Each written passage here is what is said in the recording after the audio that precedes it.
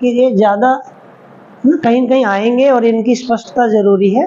तो ऐसा हमने एक कलेक्शन बनाया हुआ है ना, काफ़ी शायद 80 के आसपास पेयर है ये।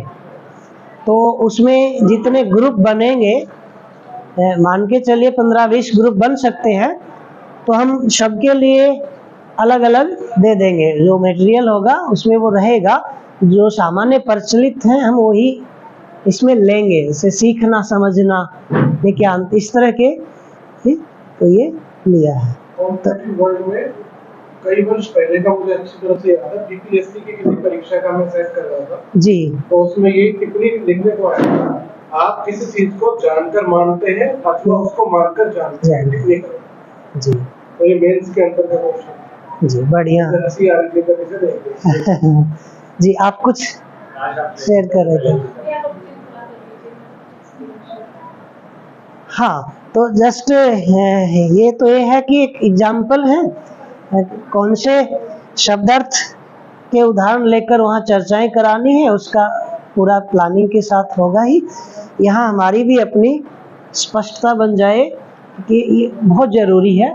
तो लक्ष्य जो है वो सर्व मानव का एक ही लक्ष्य है, क्योंकि मानव के संदर्भ में बात हो रही है।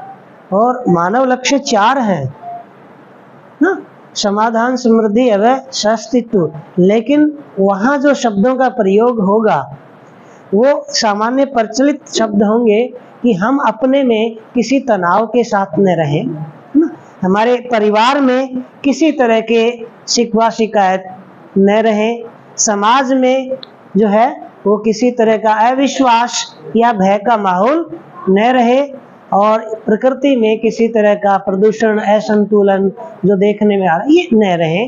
तो ये हम सर्व मानव का लक्ष्य है। तो लक्ष्य जो है उसको डिफाइन कैसे करेंगे, इस पर यदि उधर से कोई चर्चा आ जाती है तो आपकी अपनी स्पष्टता होनी चाहिए, अन्यथा जरूरी नहीं कि आप उसको उस डेप्थ में ले जाओ। लेकिन मान लीजिए ऐसी कोई स्थिति आ गई कि मेरे लिए तो ये भी लक्ष्य है, तो आपके अपनी स्पष्टता होनी चाहिए। फिर संदर्भ के अनुसार, आवश्यकता के अनुसार आप रख दें। रखते समय थोड़ा सा तरीका एक्सप्लोर करवाना वाला हो कि भाई आप कैसे देखते हो इसको, कैसे अंतर कर पा रहे हो, फिर कैसे तय करेंगे कि लक्ष्य होता क्या है। फिर ये तय करेंगे कि धन लक्ष्य है या माध्यम, जॉब हमारा कैरियर लक्ष्य है कि माध्यम। पहले ये तय कर लें कि फाइनली लक्ष्य कहते किसको है, माध्यम कहते किसको है। ये स्पष्टता होने के बाद ही हम ये तय कर पाएंगे ना कि पर्टिकुलर ये वाली चीज लक्ष्य में आएगी या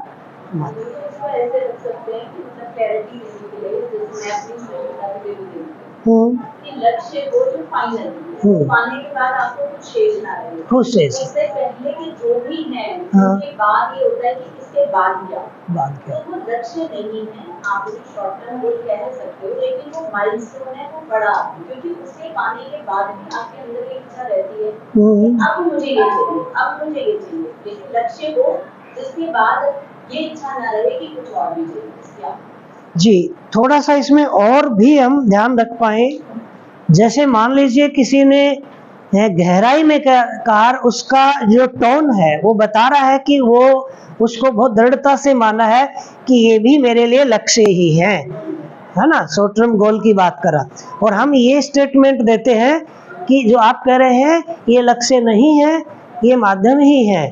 लक्ष्य तो जिसके बाद कुछ पाना शेष नहीं हो वो होता है, तो आप संतुष्ट नहीं कर पाएंगे। हम खुलेपन के साथ चलेंगे कि देखो बोलचाल में हम इनको भी लक्ष्य या शॉर्ट टर्म गोल मान रहे हैं, लेकिन यदि हम इसको थोड़ा और एक्सप्लोर करें तो आपको क्या लगता है ना, कि एक चीज पाने के बाद और आगे पाने की आवश्यकता बनती है, और जो पहले पाया है वो आगे वाले के लिए सहायक है, तभी हम आगे पहुंच रहे हैं। तो बोलचाल में हम कहते भी हैं, कह भी सकते हैं, ये कोई बड़ी बात नहीं है। लेकिन ठीक से यदि देख पाए तो कोई चीज ऐसी पाए आखिर में कि उसके बाद और पाना शेष नहीं रहे, बस उसी के साथ हम रह पाए, तो ज़्यादा ठीक मुझे लगता ये है, फिर भी हम उसको अभी प्रयोग कर सकते हैं शब्दों का। तो बाकी ये सारे जो बीच के पड़ाव हैं ये एक माध्यम के रूप में ही ज़्यादा तार्किक रूप से नज़र आ रहे हैं, यदि ऐसा देख पाए तो।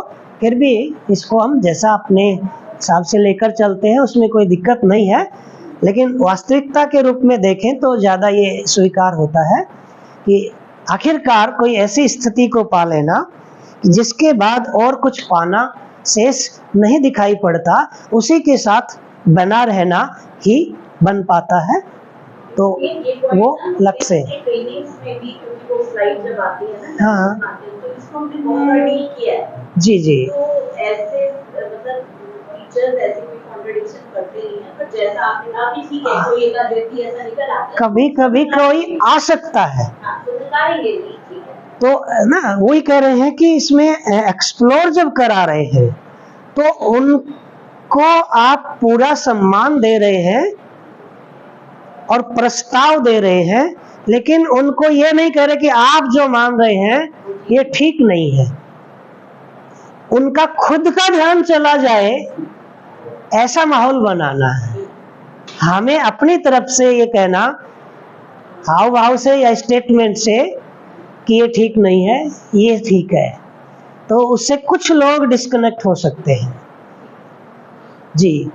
तो हमारी अपनी स्पष्टता रहे कि सर्व मानव का लक्ष्य वह एक ही होता है। इस पे भी हम एक एक्टिविटी है वो करवाएंगे ही कि क्या लगता है ना, सभी लोगों का लक्ष्य जिंदगी के लक्ष्य की बात करते हैं। फाइनली जो है जिंदगी का लक्ष्य एक ही है कि अलग अलग है, थोड़ा सोचिए। तो ये जो पेडागोजी जाएगी अपनी, ये क्लासरूम में भी जानी है। हम कहते हैं ना क्वेश्चन करके और बच्चे हैंड रेज करते हैं, हम तुरंत पूछ लेते हैं, क्योंकि थोड़ा सा एक बार सभी आराम से सोचिएगा।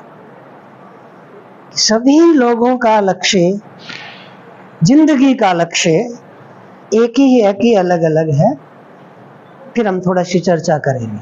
तो कुछ सेकंड हमने मौका दिया, उसके बाद हम कहेंगे कि देखो कुछ साथियों कि अब राय जानना चाहेंगे कि वो क्या कैसा इसको देखते हैं या मानते हैं, और उसमें कारण जरूर पूछें कि आप ऐसा मानते हैं, इसका क्या आधार है, क्या कारण है। दूसरा कह रहा है कि एक ही लक्ष्य है, तो आप इसको किस आधार पे मानते हैं, क्योंकि कोई कोई सीधा ही तो कह देंगे कि मेरे अनुसार सबका लक्ष्य एक ही है और वो मोक्ष है ना।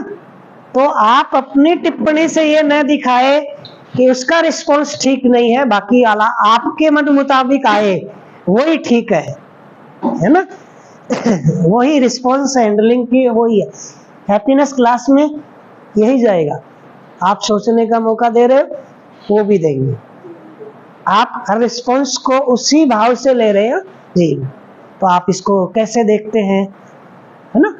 एक ही लक्ष्य है ऐसा जो आप मानते हैं, इसके पीछे आधार क्या है, आप जो भिन्न भिन्न मानते हैं इसका क्या कारण है, क्या आधार है। तो ऐसे 4-5 शेयरिंग ले लेते हैं। उसके बाद में हम इसको वो वाली जो एक्टिविटी है क्यों वाली, वो यहाँ जोड़ सकते हैं। यदि वहाँ नहीं कराई है तो इसके साथ वो जोड़ सकते हैं, फिर आगे वो क्यों क्यों वाला बढ़ेगा और फाइनली वही निकल करके आएगा। तो उसी को हम लक्ष्य कह रहे हैं, है ना। और वो जो भी शब्द आएंगे उनको हम कह सकते हैं कि हम अपने अंदर की उस स्थिति की बात कर रहे हैं जो हमें स्वीकार होती है, एक आराम की स्थिति ना। उसको आप हैप्पीनेस कहो, संतुष्टि कहो, हालांकि इन शब्दों के भी अलग अलग अर्थ होते हैं, वो संदर्भ आएगा तो उस पर आगे बात कर सकते हैं, लेकिन अभी हम अपने अंदर की उस स्थिति की बात कर रहे हैं। इसको आप हैप्पीनेस या खुशी कह रहे हैं। तो अब आगे इसको एक डायरेक्शन तो ये बनेगी कि यदि हमारी जिंदगी का ये लक्ष्य हमें लगता है, आप इसको कुछ लोगों की ओर से शब्द आएंगे वो परमानंद, आनंद, तो हम पहले ही अपनी तरफ से कह दें कि बहुत सारे शब्द प्रचलित हैं हमारे अंदर की किसी स्थिति के लिए, सुख, शांति, संतोष, आनंद, परमानंद, सेटिस्फैक्शन। लेकिन अभी हम इतना ही देख पाए, मतलब अपने अंदर की कोई स्थिति है ना, उसका ही अलग अलग नाम है ना।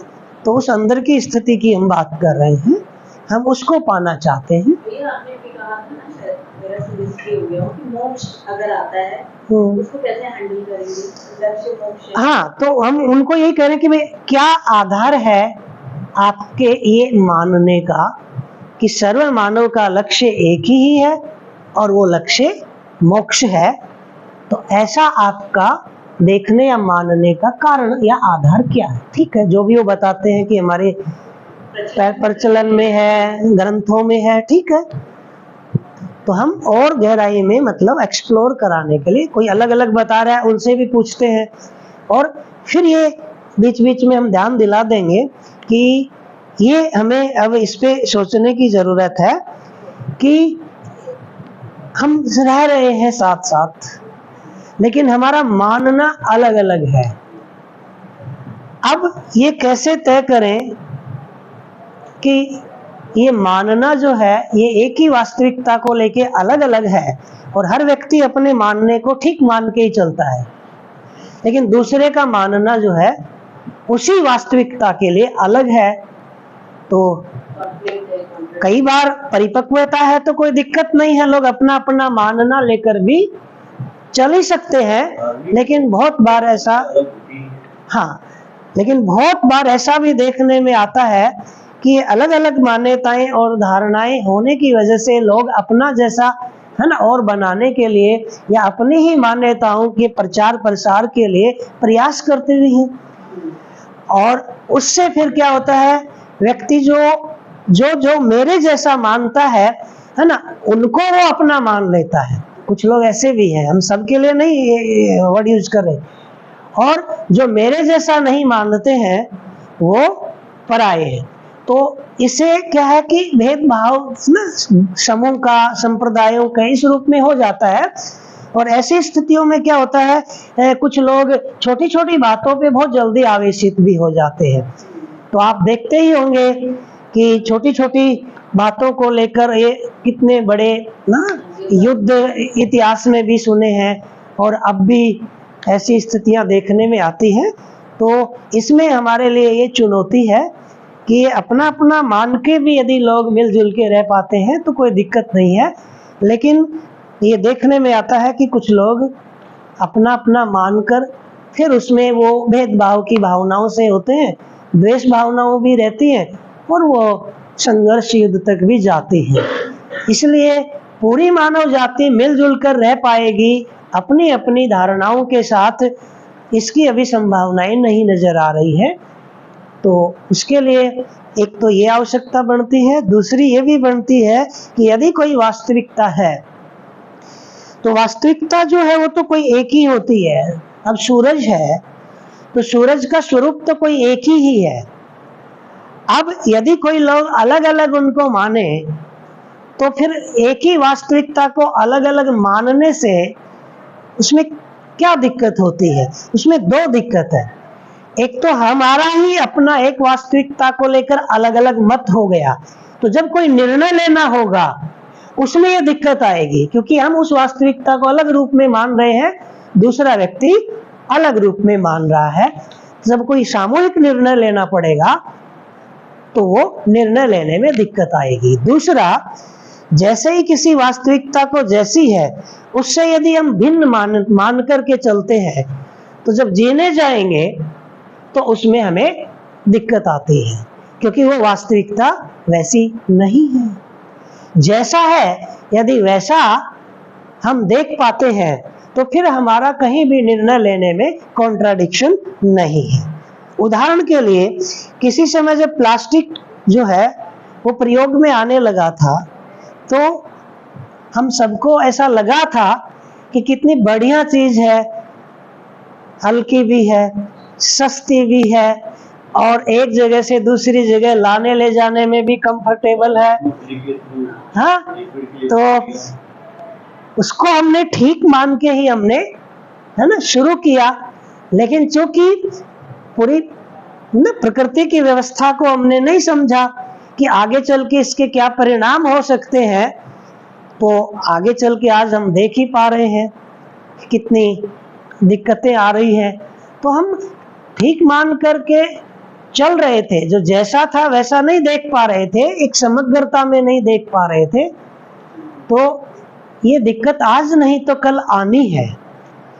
क्योंकि वास्तविकता जैसी है उससे भिन्न मानकर यदि हम चलेंगे तो एक समय अवधि के बाद उसके जो परिणाम आएंगे ना, उस परिणामों से हम फिर परेशान होते हैं।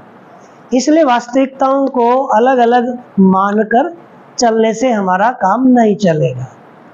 मिलजुल कर रहने में, निर्णय लेने में, फिर आगे चल के उसके साथ निर्वाह करने में, क्योंकि वो तो भिन्न है, हम भिन्न मान के चल रहे थे, इसलिए ये तो इसको हम थोड़ा सा और स्पष्ट करा दें, क्योंकि सभी टीचर्स होंगे तो उनका भी ये ध्यान जाए कि अभी हम शब्द प्रधान विधि से ज्यादा चलते हैं। डस्टर होगा जी, ठीक, थैंक यू। तो ये शब्दार्थ वाला थोड़ा सा इसी के साथ खोल आगे बढ़ा देंगे। जब ये शब्दार्थ का एक्टिविटी दिया हमने तो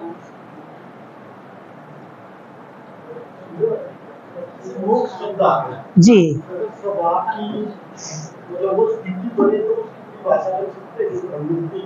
हाँ, मुझे लगता है कि पहले जिसने ये प्रस्ताव रखा है कि मेरे अनुसार सभी लोगों का जिंदगी का लक्ष्य एक ही है और वो मोक्ष है, तो हम उनसे 2 प्रश्न पूछेंगे कि थोड़ा सा आप यदि रख पाए कि आप मोक्ष किसे कह रहे हैं। दूसरा, आपका ये मानना ना, उसका आधार क्या है, कि आप किस आधार पर ये मानते हैं, है ना। आपका अपना कोई एक्सपीरियंसेस है कि सुना हुआ है कि पढ़ा हुआ है ना, ऐसा मानने का आपका आधार क्या है और आप मोक्ष किसे कह रहे हैं, थोड़ा आप रख दीजिए। तो मुझे लगता है कि इसमें यदि आपको सभा को माफ करके लगता है कि यहाँ थोड़ा सा अल्टरनेटिव आप कहें कि भाई कुछ लोग मोक्ष को इस रूप में भी परिभाषित करते हैं, तो ऐसा करके निकल सकते हैं, है ना। लेकिन उसको ये नहीं जताना है कि ये जो आपने रखा ये ठीक नहीं है, ठीक मैं देता हूं क्योंकि मुझे परिभाषा का पता है।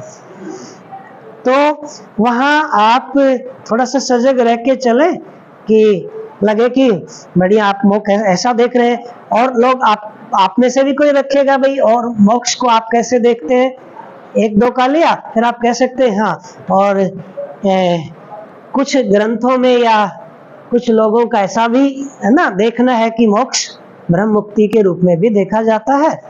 अब वो जिसकी पात्रता होगी वो उसको पकड़ लेगा, है ना, और ज्यादा उसके डिबेट में नहीं जाए, नहीं तो वो हमसे फिर पूछेगा इसका आपका आधार क्या है, यही सही है तो आप बताओ, फिर आपको वो पूरा है ना बाबा नागराज और उसका दर्शन लाना पड़ेगा। फिर वो लोग बाबा के नाम से तो वैसे ही आजकल मेमोरी ट्रिगर होते ही, है ना। कुछ लोगों को तो केवल बाबा शब्द ट्रिगर हो जाओ, जैसे अभी हमारा हो गया, तो क्या हो गया, मेमोरी में वो चीजें उभरने लगी, जो भी हम मन कर रहा है थोड़ा थोड़ा हम भी बोले, है ना। शब्दों में मोक्ष की मतलब जो भी परिभाषाएं निकल कर आए कि आराम की स्थिति है, फिर हम वहीं पर ले आए कि सेटिस्फैक्शन, जो सबने अलग-अलग शब्दावली यूज की, तो ये भी एक आराम की स्थिति है। तो फाइनली आराम की स्थिति पे ही संस्था, जो पढ़े लिखे लोग हैं जिन्होंने बहुत मेहनत कर रखी है, कई बार वो इतने वाले से संतुष्ट नहीं होने वाले केवल, है ना। तो मुझे लगता है कि काफी एक वो रहेगा कि किस तरह से वहाँ संदर्भ आते हैं और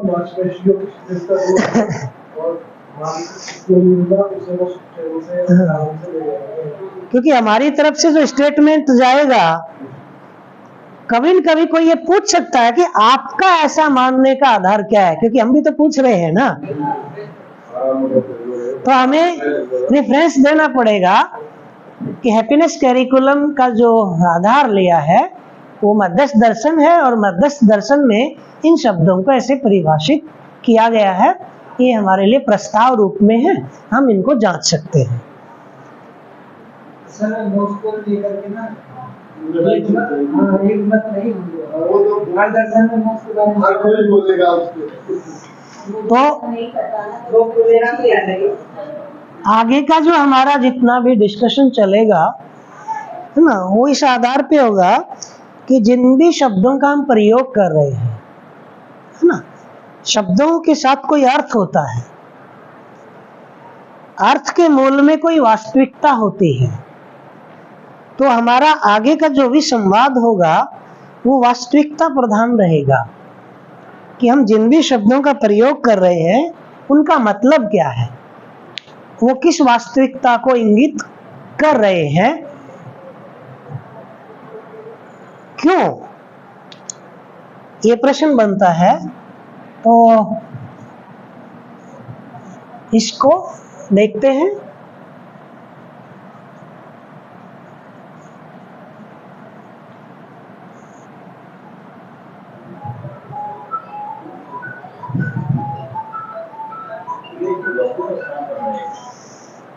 वास्तविकता ही वस्तु, जो वास्तविकता को व्यक्त करे वो वस्तु है। लेकिन जिन्होंने अभी इस शब्दावली से परिचित नहीं है ना, उनको आप जैसे ही वस्तु कहेंगे तो वस्तु से मतलब ये जो मूर्त इकाई है, केवल ये वस्तु है। जो हमारी रूपात्मक वास्तविकताएं या जो अमूर्त या भावात्मक वास्तविकताएं हैं, उनको वस्तु नहीं माना जाता है व्यवहार में। तो चूंकि व्यक्ति के लिए ये जैसे ही वस्तु शब्द है, ऐसे वस्तु मतलब कोई चीज, इस तरह की कुर्सी टेबल ही, वो वस्तु थोड़ी होती है। भाव, प्यार कोई वस्तु है, मतलब कोई पचता नहीं है, प्यार को आप वस्तु कह रहे हो, वो तो भाव है। तो हमें शब्दों का प्रयोग करते समय किससे बात कर रहे हैं ये ध्यान रखना होता है, और इसलिए वास्तविकता शब्द हम यहाँ लिख रहे हैं, बोल भी रहे हैं। धीरे धीरे आगे चल के जैसे जैसे आता है तो आप थोड़ा सा वस्तु शब्द कभी आए तो वहाँ कह सकते हो कि वस्तु शब्द को जो है इस तरह भी देखा जा सकता है कि जो वास्तविकता को व्यक्त करे, और वस्तु दो तरह से वास्तविकताएं हैं, मूर्त और अमूर्त। तो अभी चूंकि व्यवहार में हम अमूर्त वास्तविकताओं के लिए वस्तु शब्द का प्रयोग नहीं करते हैं, लेकिन वो भी रियलिटी तो है।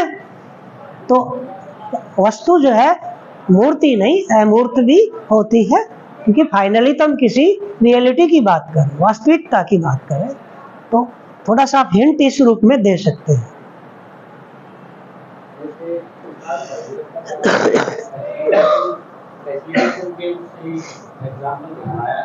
हमारे पास लोकेशनल शब्द आ गया, तो तृप्ति भी शब्द आ गया, तो हमने रखा कि लोकेशनल तृप्ति के लिए हम बात करवाते हैं। तो अभी हमारे पास ये शब्द है, और वास्तविकता को देखेंगे तो वहाँ पर समझ में आएगा कि मैंने अभी कैसे प्लेस किया, क्योंकि लोकेशनल की तृप्ति केवल बातचीत से नहीं है, लोकेशनल की तृप्ति योग्यता के अर्थ में। तो फिर वो हम शब्द भी ना थोड़ा सा देखकर प्लेस करें, क्योंकि अभी हमारे सब मेरे साथ घटा है थोड़ी सी, इसलिए वो अंदर पता है तो केवल शब्द पता है तो पहली ले कि भाई उसकी तृप्ति के लिए हम इस्तेमाल कर रहे हैं, आपस में हम चर्चा करवा रहे हैं। एक दूसरे भी कह देगा अब तो तृप्ति होगी, दोबारा तृप्ति तो बैठ गया, वो भी तृप्ति देगा। तो लोकेशना की चाहना रहती है ना, उसका जैसे भैया ना भाषा भाषा समझे तरीके से अपने में विजुअलाइज करें, तब हम शब्द रखते हैं।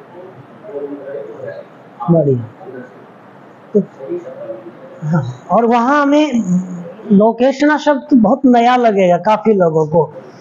वो भाव कैसे पहुंचाए? देखो, हम सब की एक स्वाभाविक चाहत भी होती है कि हमने किसी क्षेत्र में कोई मेहनत की है ना, कोई हमारे पास कुछ है तो भाई दूसरों को भी है ना थोड़ा सा हम है ना शेयर कर पाए, ऐसी हमने एक स्वाभाविक चाहत अक्सर हमने रहती है। तो भाव है ना इस रूप में पहुंचा दिया लोकेशना का जी। तो देखिए, हम एक प्रचलित उदाहरण लेते ही है, क्योंकि वहां भी वो ले सकते हो, जल्दी कनेक्ट कर जाता है ना। पानी, वाटर, पानी, है ना कह रहे, और हम एक बात कर रहे हैं इसकी। तो मुझे लगता है कि इस तरह की छोटी छोटी जहां भी मौका मिले ना, ये यूज करें। देखो बोतल में कुछ दिख रहा है, वो वास्तविकता है कि नहीं है? है। अच्छा, ये बोर्ड पर कुछ लिखा है ना, ये भी है कि नहीं कुछ, जिसको हम शब्द कह रहे हैं, वर्णों का समूह जो है ना, या अक्षरों का। अब कोई हिंदी वाला विद्वान यहाँ भी खड़ा हो सकता है, ये जी वर्ण और अक्षर में तो अंतर होता है, आपने इसको अक्षर कैसे कह दिया। तो हम वहाँ निवेदन कर लेंगे कि देखो जब भी कभी संदर्भ आएगा तो हमारे जो साथी विद्वान है वो आवश्यकता होगी तो उसमें वो मदद कर देंगे भाई इस तरह का। तो हम मिलजुल के एक्सप्लोर कर रहे हैं, लेकिन यहाँ हमारा जो अभी उद्देश्य ऑब्जेक्टिव है वो हिंदी व्याकरण नहीं है। तो कभी कभी हमसे कोई चूक हो जाती है तो थोड़ा सा आप दया करेंगे, ऐसी हमारी अपेक्षा है ना। उसका यदि आवश्यकता होगी तो अलग से वर्ण और शब्द और अक्षरों में क्या अंतर है इसका अलग से सेशन हम रख ही सकते हैं।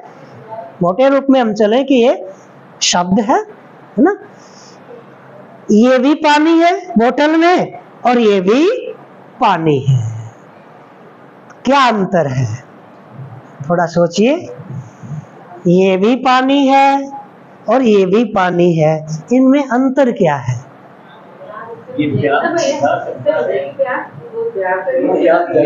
जी, तो हमारा जीना जो है वो किसके साथ है?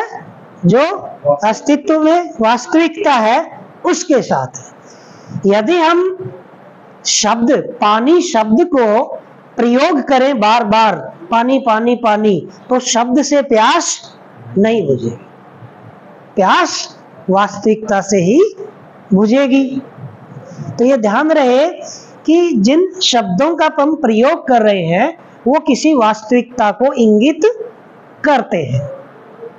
ठीक, शब्द जो है वो माध्यम है संप्रेषण के लिए, कि मैं दूसरे को ये इंगित करा पाऊं कि मैं किस सच्चाई की, किस वास्तविकता की बात कर रहा हूं।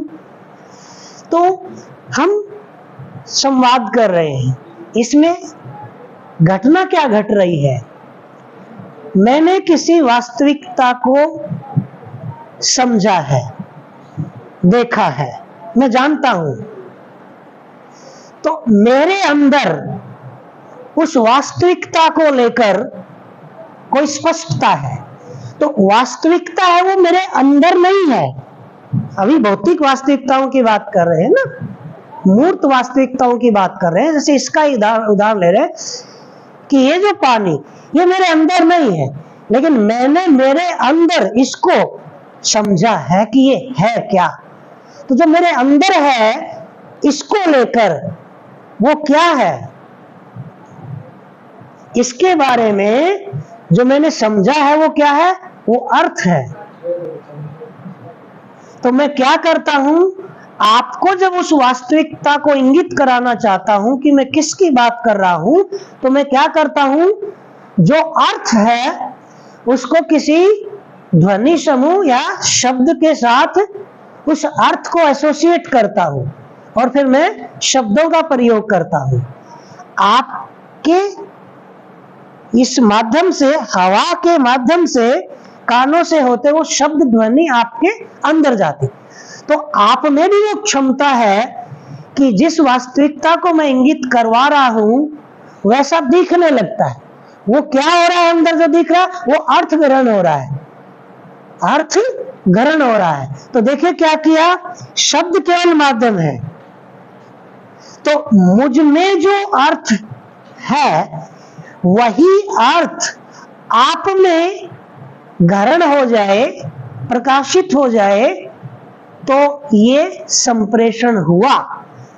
यदि मैंने जो शब्द प्रयोग किया तो उसके पीछे कोई अर्थ है, लेकिन उसी शब्द का अर्थ आपका पहले से अपना कोई अलग है।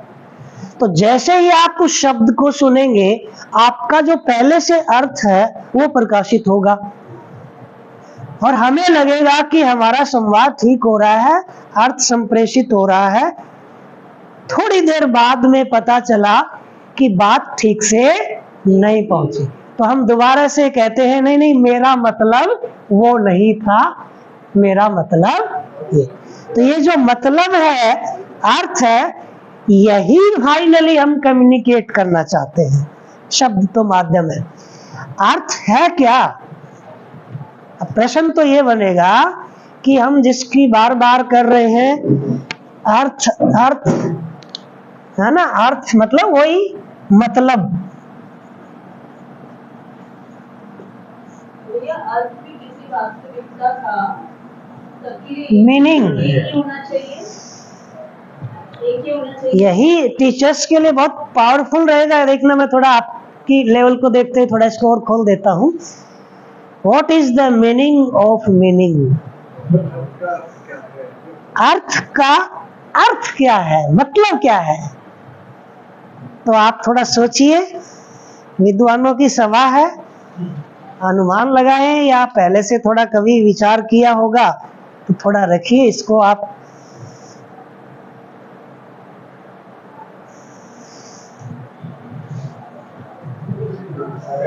शाब्दिक अर्थ में जी तो अर्थ वैसे मतलब होता है धन, धन का से मूल्य, जी उसका वास्तव में मूल्य क्या है। इस रूप में जिस शब्द की हम बात कर रहे हैं उसके पीछे एक ना कोई मूल्य है उसका। जी मूल्य को संप्रेषित कर पाना, वो उस रूप में अर्थ कहलाता है। ऐसा जी हाँ, इसको थोड़ा और देखना होगा, क्योंकि जहाँ हम अर्थ शब्द का प्रयोग तन मन धन के लिए भी कर रहे हैं, तो वो मूल्य नहीं है, वो तन मन धन है, उसका अपना मूल्य है। तो अर्थ बराबर मूल्य है, एक तो होता है, लेकिन जब तन मन धन को ले आए तो अर्थ बराबर मूल्य नहीं होता है। तो ये दो अलग शब्द है। एक बार जी भाई पूरा कर लेते जी। तो जैसे कि इस हर चीज को अन्य में कुछ भागीदारी करनी है, अन्य टीम में जी या खुद अपने मूल्य बनाए रखने के लिए, वो उसकी मौलिकता है। जैसे पानी शब्द का अर्थ है, ये उसका मौलिकता कहो। अर्थ पकड़ने जब आएगा तो स्वभाव तक पहुंच पाएंगे, स्वभाव से पहले रूप और गुण में अर्थ पकड़ में आएगा। जैसे कि पानी सारक है, स्वभाव सारक है, उसका धर्म शीतल है, तो वो सारक होते हुए अन्य तीन के लिए उपयोगी है। वो स्वयं जो है उसको बनाए रखने के लिए व्यवस्था है, तो उसकी मौलिकता स्वभाव या अन्य तीन में भागीदारी या अन्य में भागीदारी जैसा जी। तो ये हम जो अध्ययन वाले साथी हैं, ये थोड़ा थोड़ा पकड़ लेंगे। जो हमारे साथी दूसरे विषयों के भी होंगे वहाँ मैथ साइंस वाले, तो वो मौलिकता शब्द क्या है उनके लिए एक और वो हो जाएगा। तो आप और हमारे लेवल पे तो ये ठीक ठीक चल रहे हैं, लेकिन टीचर साथियों के नजर से जाएंगे तो इस पे थोड़ा और एक्सप्लोर करेंगे, जिसमें अनिल भाई सहयोग करेंगे, फिर ऋचा बहन। इसका प्रयोजन क्या है? प्रयोजन को व्यक्त करने के जी, किसका प्रयोजन? शब्द का प्रयोजन, उसका अर्थ है। ओके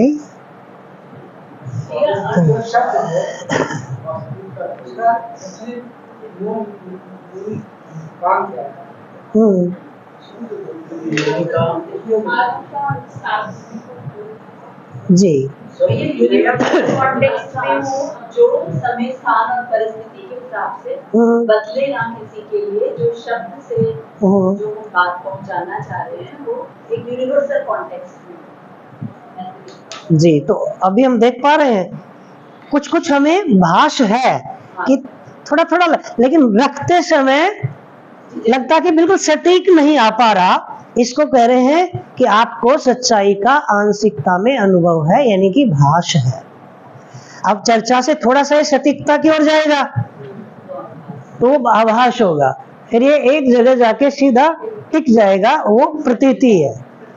जी भैया जैसे फिलॉसफी में तो ये बोलते हैं कि कन्वेंशन है जो उसका आर्बिट्ररी रेफरेंस, मतलब कि कन्वेंशन मतलब जो स्टैंडर्ड सेट किया हुआ है किसी सोसाइटी में, उसका आर्बिट्ररी रेफरेंस की उस चीज की जैसे वास्तविकता की बात हो रही है, तो उससे जो मैं निकाल पा रही हूँ कि मेरे माइंड में क्या परसेप्शन बनती है अगर मैं कोई वर्ड सुनती हूँ, जी तो वो है उसका मेरे। तो वो एक पर्टिकुलर सोसाइटी के लिए हाँ फिलॉसफी में तो ऐसा बोला सोसाइटी के लिए। जी जी अविनाश जी। किसी वस्तु या वास्तविकता के हाँ स्वभाव का हाँ चित्रण हाँ जी सब जैसे थोड़ा सब किसी अर्थ एक ही होता है, अर्थ सब कई हो सकते हैं। शब्द कई हो सकते हैं, ये ठीक बात है। इसमें जो हमने क्रिया जहाँ तक मुझे लग रहा है वो मौलिकता है कि कुछ चीज़ मौलिकता है। तो किस उद्देश्य के लिए अच्छा। किया गया है। मौलिकता क्या होती है? तो किसी उसको अलग ना किया जा सके। जैसे उदाहरण? पानी का जो मौलिकता है वो प्यास बुझाना है। ओके। वो चाहे हम उसको वाटर बोल ले, चाहे जल बोल ले, चाहे नीर बोल ले, उसका जो मौलिकता रहेगी, उसका जो उद्देश्य रहेगा, जो उपयोगिता रहेगी, वो प्यास बुझाना ही रहेगी। जी, मुझे लगता है कि अर्थ में मौलिकता शामिल है। तो देख रहे हैं हम चर्चा से, धर्म के अंदर हुआ ममता धर्म। हाँ वो भी जाएंगे धर्म वाला। मैं थोड़ा ध्यान दिला रहा हूँ कि धीरे धीरे है ना, एक एग्जाम्पल आया कि जैसे पानी जो है ना, प्यास बुझा रहा है, और ये प्यास बुझाना उसे आप अलग नहीं कर पा रहे हो, तो ये उसकी मौलिकता है। तो थोड़ा सा हम और नजदीक जा रहे हैं। किसके नजदीक जा रहे हैं? वास्तविकता के। किसके माध्यम से? अर्थ। अर्थ के का मतलब क्या कर रहे हैं हम उस चीज को डिस्क्राइब कर रहे हैं। डिस्क्रिप्शन है। जब भी आप कोई चीज के बारे में बताते हो, ये क्या होता है, तो आप क्या बताओगे? अरे यार वो देखो ना, वो रसगुल्ले जैसा होता है। तो एक तो आप किसी चीज को डिस्क्राइब करने में उसका आकार, रूप वगैरह, फिर आप बताओगे है ना उसका, है ना वो मीठा भी होता है लेकिन इतना वाला नहीं।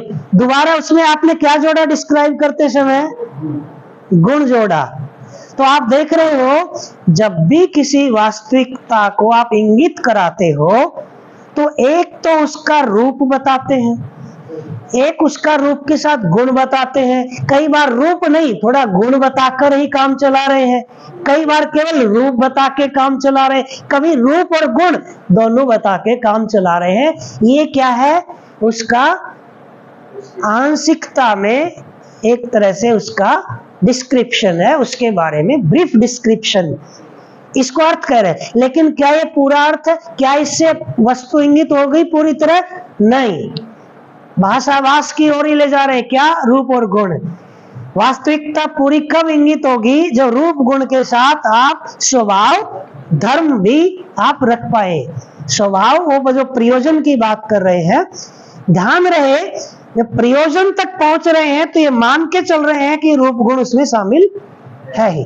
इसलिए अधिकतर हम चीजों के प्रयोजन को मीनिंग कह रहे हैं, उसमें रूप गुण शामिल ऑलरेडी है ही। लेकिन ये कह रहे हैं कि केवल प्रयोजन तक भी वास्तविकता पूरी तरह से इंगित नहीं होती है। मदद मिल गई, फिर हमें अपने को लगाना पड़ता है। तो अपने में इनहेरेंट कोई ऐसी कैपेसिटी है कि इतना देखने के बाद उधर पूरा शक्तियों का नियोजन अपनी मानसिक शक्तियों का करते तो चीज पूरी दिख जाती है। तो पूरी कब दिखी? जो कल बात कर रहे थे हम, अपने लिए ये शेयर कर रहा हूं, एक इकाई जो है उसके 5 आयाम, क्योंकि इकाई जो है वो अपने में किसी आकार के साथ है तो उसका कोई रूप है ही, फॉर्म के साथ है ही। वो जड़ इकाइयों की बात करें या चैतन्य इकाइयों की बात करें, उसका रूप हो गई। इकाई जब परस्परता में आती है, दूसरी इकाइयों के साथ इंटरेक्शन होता है, तो इसकी वजह से दूसरे में कुछ होता है। तो हम कह रहे हैं कि इसका प्रभाव पड़ा। कुछ प्रभाव हम पहचान पाते हैं, कुछ प्रभाव नहीं पहचान पाते। कुछ प्रभाव उपकरणों से पहचानते हैं, कुछ हम इंद्रियों से पहचानते हैं। लेकिन हर इकाई का दूसरी इकाई पर कोई प्रभाव होता है। क्या होता है? इसके कारण इसमें कुछ हो जाता है, उसको हम प्रभाव कह देते हैं। इसी को हम कह रहे हैं कि इस इकाई में कोई गुण है। जैसे हम चीनी को जैसे जीभ पे रखा, मीठा लगा, तो हम कहेंगे कि ये मीठी है, ये इसका गुण है। अकेले में उसका गुण मीठापन वाला गुण नहीं दिख रहा था, है ना। तो एक इकाई का दूसरी पर जो प्रभाव हुआ, उस प्रभाव को गुण कह रहे हैं। तो इकाई का एक आयाम उसके गुण है, गुण परस्परता में ही व्यक्त होते हैं, इसलिए परस्परता में ही गुणों की पहचान होती है। तीसरा आयाम इसका कि फाइनली ये इकाई है, इसका कोई पर्पज है ना, कोई न कोई इसकी उपयोगिता है। पर्पज यानी प्रयोजन है, वो उपयोगिता के रूप में हम पहचान पा रहे होते हैं। तो जैसे इसको हम लिखने के रूप में काम में ले पा रहे हैं, तो लिखते समय ये नीला रंग इसमें दिखाई पड़ रहा है, ये गुण है, लेकिन इसकी मदद से हमारे समझने में सहयोग हो रहा है, तो हमारे समझने में सहयोगी के रूप में ये और ये पर्पज है ना। दूसरा, अभी देख पाए कि एग्जिस्टेंस में इसका होने का ये स्वरूप पेन के रूप में परमाणु कैसे इकट्ठा है, तो इसमें आप उस लेवल पे ये देख पाए कि अस्तित्व में पदार्थ का नाश नहीं होता है, रूप परिवर्तन होता है। तो ये मूल में इसका होना है, ये अस्तित्व सहज है। ये यहाँ तक देख पाना कि अस्तित्व में इसका होना है ही, और परमाणुओं में जुड़ना टूटना होता है, ये उनका रहना है। होना, बने रहना, रहना, जुड़ना, बिखरना। तो जो मूल में इसका होना है ये उसका धर्म है, और जुड़ना बिखरना ये उसका स्वभाव है। तो हमने पहचाना हुआ है तो हम इसको जोड़ देते हैं, चाहे पता न हो, हमें इतना पता है कि ये जुड़ जाएंगे परमाणु। तो 4 आयाम तक देख पाना और फाइनली ये देख पाना कि ये इकाई व्यापक में है, तब जाके वो पूरी इकाई दिख रही है। ये क्या कर रहे हैं हम? शब्दों का प्रयोग कर रहे हैं। ये वास्तविकता सामने नहीं है, मान लो शब्दों का प्रयोग कर रहे हैं, तो क्या कर रहे हैं हम? उस वास्तविकता के आयामों को परिभाषाओं के माध्यम से, शब्दों के माध्यम से हम समझने का प्रयास कर रहे हैं। तो परिभाषा बनाई है तो भी शब्द समूह का प्रयोग किया। एक शब्द का प्रयोग करें या शब्द समूह का, हो क्या रहा है? उससे मैं आपको उस इकाई के आयाम बता रहा हूं। केवल रूप भी बता सकता हूं, रूप के साथ गुण भी बता सकता हूं, रूप गुण के साथ उसका प्रयोजन भी बता सकता हूं।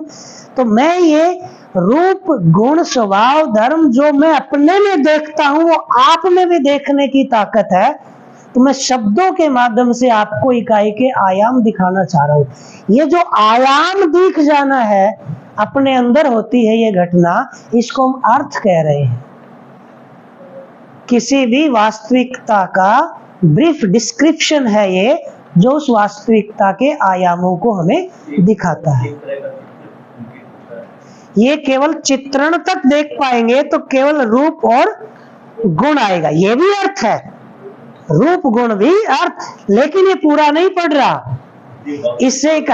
इसके बाद जैसे ही प्रयोजन देख पा रहे हैं इकाई का, तो इससे वास्तविकता की झलक हमें लगभग मिल जाती है। धर्म तो अपने में ही अनुभव में आना है, तो यदि प्रयोजन तक देख पाए तो चीज को हम समझ जाते हैं। इसलिए अर्थ ग्रहण करने की जब बात आती है तो वो चीजों के प्रयोजन के साथ ही हम कहते हैं। अर्थ ग्रहण हुआ मतलब प्रयोजन समझ पाए, इसका मतलब क्या? रूप गुण उसमें शामिल है। तो पांचों आयाम दिख जाए तब वो कंप्लीट अर्थ है, तब वास्तविकता दिखी। तो आप अब वो वास्तविकता आपके अंदर तो गई नहीं, तो आपके अंदर तो उसके आयामों की स्वीकृति है, उससे उस वास्तविकता की आपको स्वीकृति हो गई। वास्तविकता की स्वीकृति का मतलब उसके आयामों सहित आपने उसको अपने में देख लिया। देख लिया मतलब समझ गए, यानी स्वीकार लिया। तो वास्तविकता अस्तित्व में है, अर्थ मुझ में है। शब्दों का प्रयोग हम अर्थ संप्रेषित करने के लिए करते हैं।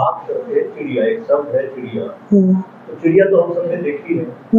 ये चारों पांचों जो आया है पे खरीद करती है।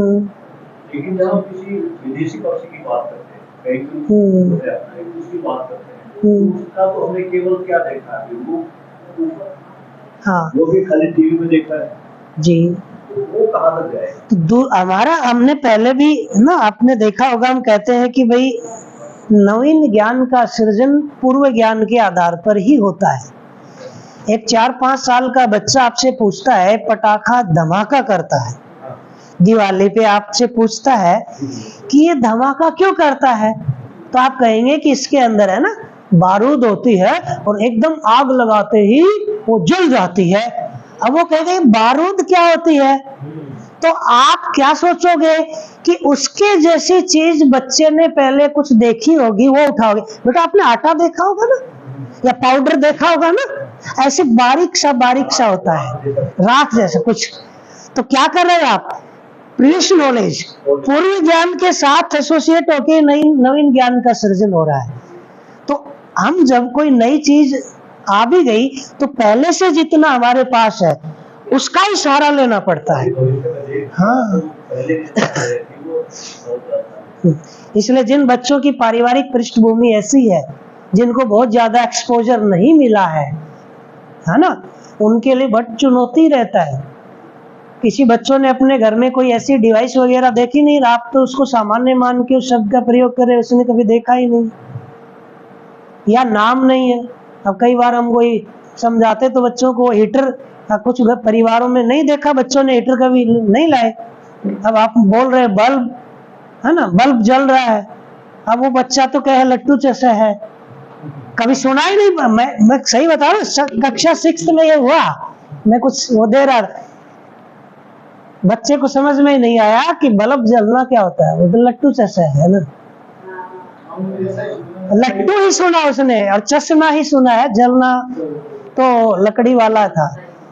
तो हमें बच्चे के लेवल पे जाना होगा और उसको ज्यादा से ज्यादा एक्सपोजर करवा पाना, चित्रों के माध्यम से, पिक्चर्स के माध्यम से घुमाकर, ताकि उसके पास एक बेस बने, है ना, उसके बाद उसको जोड़ के नई चीजें आप उसको दे पाते हैं। तो हम वापस यहाँ आ रहे हैं कि ये बहुत गंभीर मुद्दा है मानव जाति के लिए। हम अपने इस ग्रुप के लिए शेयर कर रहा हूं कि ये जो वास्तविकता है ना, ये वास्तविकता, इसको मूल में यहाँ लिखने के लिए मैं लिख देता हूं कि मूल में ये चीज है क्या, तो ये क्या है, परमाणु है ना, और मिलके अणु बनाया है जिसको हम H2O के रूप में लिखते हैं मूल में।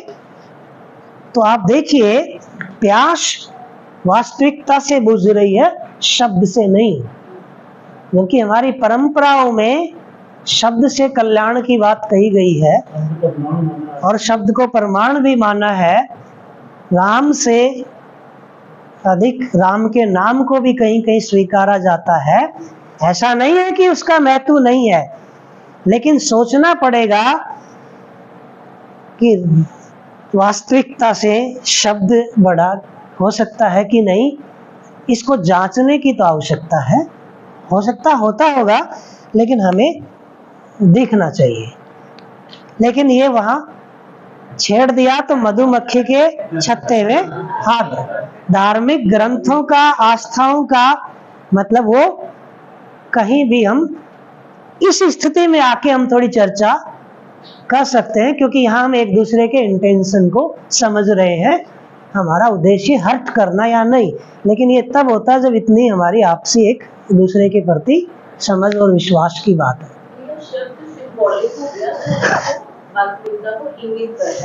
तो यहाँ पानी सबने इसको पानी लिया हुआ है, हो सकता है कोई और लिया है, लेकिन वो कह रहे हैं लेकिन इसका जो वास्तविकता वो नहीं बदलेगी। वो कह रहे हैं किताब में जो शब्द लिखा है वही सच है। वास्तविकता कौन क्या अनुभव कर रहा है, कौन नहीं, वो सब भ्रम हो सकता है। जो शब्द लिखा है ये प्रमाण है।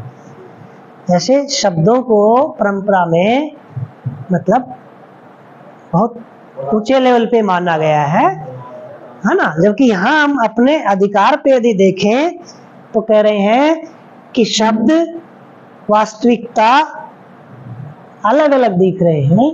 शब्द से, पानी शब्द से प्यास नहीं बुझ रही, पानी वास्तविकता से प्यास बुझ रही है। तो क्या शब्द का इंपॉर्टेंस नहीं है? ये किसने कहा? ये बात तो हो ही नहीं, क्योंकि लोग एक क्वेश्चन उठा देते हैं, क्या फिर वो अपनी वो, क्योंकि वो तो डाइवर्ट होना है, क्या फिर भाषा का कोई ये कह ही नहीं रहे कि किसी चीज का महत्व नहीं है। हर चीज का अपना महत्व है, लेकिन किसका कितना महत्व है इसी को हम जानने का प्रयास कर रहे हैं। न किसी चीज को अंडर इवेलुएट करेंगे, न ओवर इवेलुएट करेंगे, न अदरवाइज इवेलुएट करेंगे, राइट इवेलुएट करेंगे, यही समझदारी है। तो बहुत सी चीजों को हमने जो जितना जैसा है उससे कभी अधिक मान लेते हैं, कभी कम मान लेते हैं, कभी भिन्न मान लेते हैं। तो यहाँ पर जब हम अर्थ की बात कर रहे हैं तो क्या करेंगे, इस वास्तविकता के आयामों को बताएंगे। तो एक आयाम प्यास बुझाना इसका है, तो जरूरी नहीं मैं सारे ही आयाम लिखूं, है ना। एक आयाम लिखा है वो भी अर्थ है, दो लिख दूंगा तो भी अर्थ है। अर्थ को इंगित करने के लिए भी मुझे शब्दों का ही प्रयोग करना पड़ेगा। तो हम अर्थ का, किसी शब्द का अर्थ क्या होता है, ये तो स्वीकृति क्या है उसकी भाई ठीक से, हाँ वो ठीक, स्वीकृति क्या है, हाँ जी जी। तो आपके ध्यान में क्या है? इसके पीछे कई वास्तविकताएं हैं, पर्यायवाची के रूप में हम देखते ही हैं, तो हमें संदर्भ का सहारा लेना पड़ेगा। मैं पर्यायवाची की बात नहीं कर रहा, मृग शब्द की बात कर रहा। मृग शब्द के कई मतलब होते हैं ना, हिरण की बात कर रहे हैं हम जैसे, हाँ हाँ। लेकिन एक्चुअल में जब इसको देखेंगे, जिसका जो पूरे सब साहित्य में जो प्रयोग है, मृग का मतलब जंगल में निवास करने वाला कोई भी है, ठीक है, वो मृग, इसी से मृगया बना शिकार करना। लेकिन समय के साथ साथ कई बार शब्दों का अर्थ जो है वो संकुचित हो जाता है, उसको अर्थ संकोच या कई बार अर्थ का विस्तार भी हो जाता है जी। आपके अनुसार अभी थोड़ा इसको और अच्छा मुद्दा है, थोड़ा सा अनिल भाई की जिज्ञासा के लिए, शब्द का अर्थ होता है या वास्तविकता का अर्थ होता है? वास्तविकता है। बोलचाल में हम क्या मानते हैं, शब्द का अर्थ होता है। अब इसमें जाएंगे तो बहुत कुछ हिल जाएगा और सभा में फिर आपको हैंडल करने में दिक्कत आएगी। मूल में देखेंगे तो अर्थ वास्तविकता का होता है, उसके आयाम, उसका प्रयोजन। हम उनको इंगित कराने के लिए किसी शब्द को एसोसिएट करते हैं कि इस शब्द का मतलब है ये आयाम, तो वो आयाम तो वास्तविकता के हैं, शब्द के नहीं है। तो शब्दों के अर्थ नहीं होते, लेकिन पूरी मानव जाति शब्द का अर्थ लेके चल रही है। शब्द तो मानव सृजित, और मानव सृजित में भी एक समूह का सृजन। मैं कहाँ ध्यान दिला रहा हूँ, शब्दों का अर्थ होता है, सार्थक शब्द, निरर्थक शब्द हम लेके चल रहे हैं कि नहीं, लेकिन मूल में जाओगे तो ये हिलेगा। अब उसको कैसे संभाल लेंगे, इसलिए इनको ज्यादा हम गहराई में जाके छेड़ नहीं रहे। अर्थ वास्तविकता का होता है, अर्थ का मतलब उसके आयाम, आयाम रूप गुण स्वभाव धर्म, प्रधान रूप से हम प्रयोजन तक जा रहे हैं, स्वभाव तक, उससे काम चल जाता है, उसको उपयोगिता के साथ जोड़ देते हैं, उसको इंगित कराने के लिए कोई शब्द एसोसिएट कर देते हैं, और हम ये मान के चलते हैं कि अर्थ तो शब्दों के होते हैं, वास्तविकता गायब है। प्रॉब्लम यहीं से आई है, वास्तविकता गायब हो गई, अर्थ शब्दों को दे दिए, इसलिए ये प्रॉब्लम्स आ रही हैं कि हम वास्तविकताओं को नहीं समझ पा रहे, शब्दों को प्रमाण मान के शब्दों के साथ ही ज्यादा। पानी है, एक पानी की प्यास बुझा रहा है, एक गंदा पानी दूषित पानी भी है, गंगा जल का पानी भी है, एक नाले का पानी, नदी का पानी, लेकिन सभी प्यास नहीं बुझा रहे जी। दूसरा लिखा हुआ है, हाँ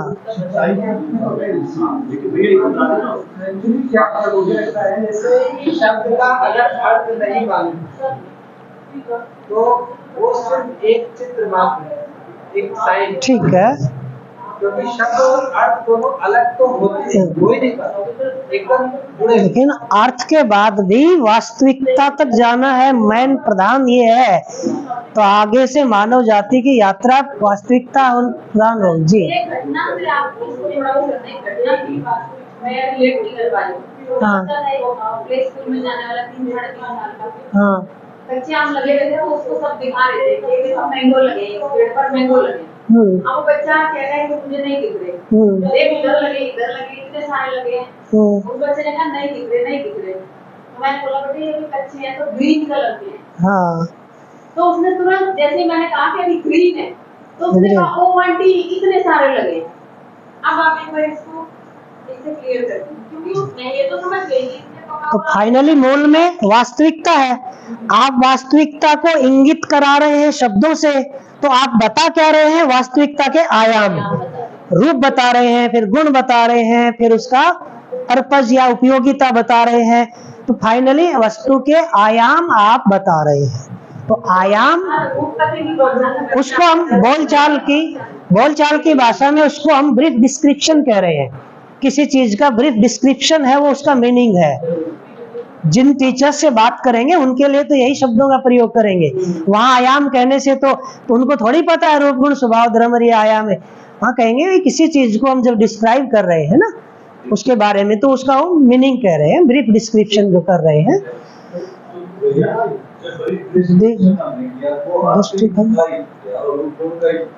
हाँ, लेकिन ये वहां फिर आपको वो बताना पड़ेगा। कैसे समझे कि ऐसा शब्द का अर्थ नहीं है कि आप वास्तविकता को आयाम। वो डिस्क्रिप्शन तो वस्तु का है, शब्द का नहीं ना।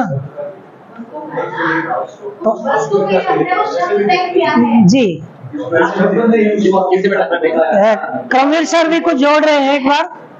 पूनम बहन को शब्द नहीं बताया, बता के दिखाओ वास्तविकता को बिना शब्द। तो शब्द माध्यम है, ये तो कह दिया जी।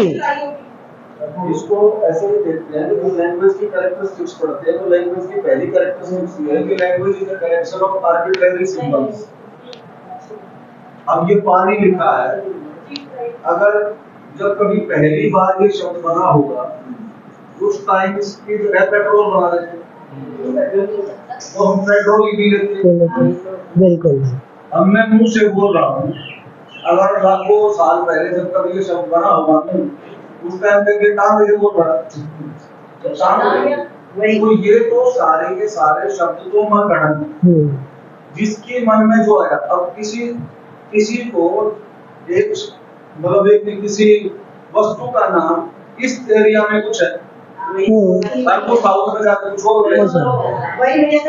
जबकि वास्तविकता वो वहाँ भी वही है, यहाँ भी वही है। तो शब्द तो मन गढ़ंत है, एरिया विशेष की है, व्यक्ति विशेष की है, परिस्थिति विशेष की है, लेकिन एग्जिस्टेंशियल रियलिटी एक ही रहेगी, उस तक पहुंचने के माध्यम से। तो हम चाह क्या रहे हैं, ये प्रश्न बार बार उठेगा कि फाइनली हम चाह क्या रहे हैं इस डिस्कशन से। तो हम ये कह रहे हैं कि हमारा जीना वास्तविकता के साथ होगा कि शब्दों के साथ होगा, प्रधानता किसको दें। फाइनली हम यही तो पूछना चाह रहे हैं कि भाई ठीक है, आप बड़े बड़े शब्दों का प्रयोग करें, चीज क्या है ये? खुशी, हैप्पीनेस, करिकुलम, हैप्पीनेस, भाई चीज क्या है? केवल शब्द का प्रयोग हैप्पीनेस करने से क्या हैप्पी हो जाएंगे? ठीक वैसे ही पानी करने से क्या प्यास बुझ जाएगी? तो पानी शब्द भी है, पानी वास्तविकता भी है। वास्तविकता से प्यास बुझती है तन की, पानी शब्द से नहीं। ऐसे ही हैप्पीनेस एक शब्द भी है और हैप्पीनेस एक वास्तविकता भी है। उस वास्तविकता से प्यास बुझेगी मन की, हैप्पीनेस शब्द से नहीं। तो केवल हैप्पीनेस शब्द सुन लिया, सुना रहे हैं, हंस लेंगे, है ना, और बताना आएगा, परिभाषा आ गई। तो ठीक वैसे ही जैसे तन की प्यास पानी रूपी वास्तविकता से बुझती है, पानी रूपी शब्द से नहीं, वैसे ही मन की प्यास खुशी रूपी वास्तविकता से बुझती है, खुशी रूपी शब्द से नहीं। तो चाहे मूर्त हो या अमूर्त, भौतिक हो या भावात्मक वास्तविकताएं, जीना वास्तविकताओं के साथ होगा। मूर्त वास्तविकताओं के साथ हमारे भौतिक जरूरतें हैं, और जिंदा रहना जीने वाला अलग से लाएंगे, जिंदा रहने के अर्थ में है और ये जीने के अर्थ में है। ये जिंदा रहना जीने वाला भी यहाँ कनेक्ट हो जाएगा। तो अब प्रश्न यही बना कि फिर खुशी, अच्छा क्या बात, बढ़िया। सूचना मिल गई होगी पहले से? नहीं, हमें नहीं दी। करसन को मैंने कैसे रखा है गाड़ी देकर, करसन उन्हीं को लेके गया वो। ठीक दोबारा ठीक जी, हाँ और फिर 1 बजे 1:30 से 2:30 हाँ हमारे पूरे स्टाफ के साथ सोम भाई की डिस्कशन रहेगी। आप लोग बीच में आमंत्रित रहेंगे। हाँ, ठीक है। तो सोम भाई ने 1:30 से 2:30 उनका आपके साथ पहली बात कर रहे हैं। ठीक जी। मैं एक क्वेश्चन करना चाहता हूँ कि मेरा भी एक जो अब तक यात्रा रही है और लाइट सेलिंग है जी, हम सभी साथ जी, कोई बात नहीं, पूरा कर लीजिए, हम वेट कर लेते हैं।